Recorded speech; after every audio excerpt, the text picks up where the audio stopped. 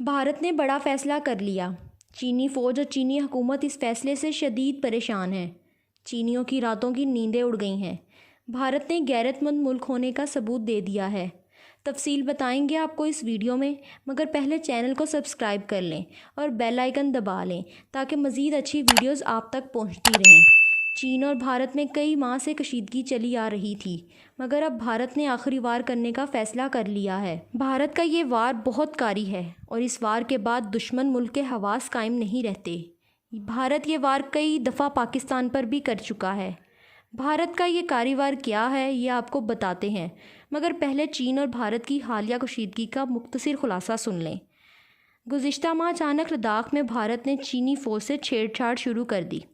چینی فوج اور حکومت نے پہلے تو زبان سے بھارت کو سمجھایا، مگر لاتوں کے بھوت باتوں سے کہاں مانتے ہیں، اور مودی جیسا بیوقوف بھوت تو کسی صورت نہیں مانتا۔ جب بھارت باز نہ آیا تو چینی فوج نے کارروائی کی اور کئی کلومیٹر تک بھارت کے علاقے پر قبضہ کر لیا۔ بھارت کے 20 فوجی مار دیے اور اس کی فوجی چھاؤنیوں پر بھی قبضہ کر لیا۔ یہ وہی لداخ ہے جہاں 3 ایڈیٹ فلم کا آخری سین فلمایا گیا تھا۔ بھارتی عوام اور حکومت اسی دن سے غصے پر قابو نہیں رکھ پا رہے تھے۔ غصے میں بھارتی عوام نے چینی مصنوعات کے بائیکاٹ کا اعلان کیا، مگر پھر یاد آیا کہ ایسے تو 80% بھارتیوں کے پاس موبائل فون ہی نہیں رہیں گے۔ اس کے علاوہ بھارت کا غریب طبقہ تو کیا، امیر طبقہ بھی صرف چینی مصنوعات استعمال کرتا ہے۔ مگر بھارت کا غصہ کم نہیں ہوا۔ پہلے تو نریندر مودی نے غصے میں بڑا اقدام اٹھایا اور 15 جون کو چینی صدر کی سالگرہ کے موقع پر ان کو ہیپی برتھ ڈے ہی نہیں کہا۔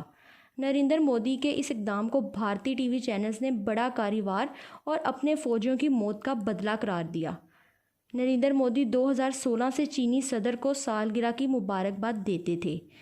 اس کے بعد بھارت نے چینی سوشل میڈیا ایپ ٹک ٹاک پر پابندی لگائی، مگر بھارت جیسے مہان ملک کا غصہ جلدی کہاں ٹھنڈا ہوتا ہے۔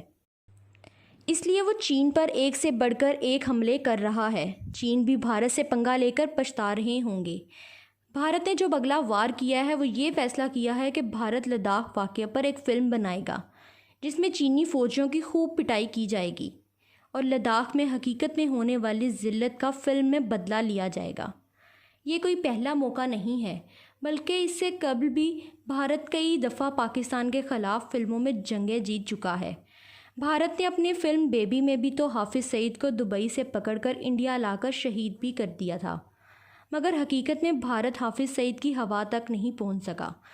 حالیہ چین کے ہاتھوں ذلت کے بعد بھارتی عوام بھی کہنے لگ گئی ہے کہ بھارت صرف فلموں میں ہی جنگیں جیت سکتا ہے۔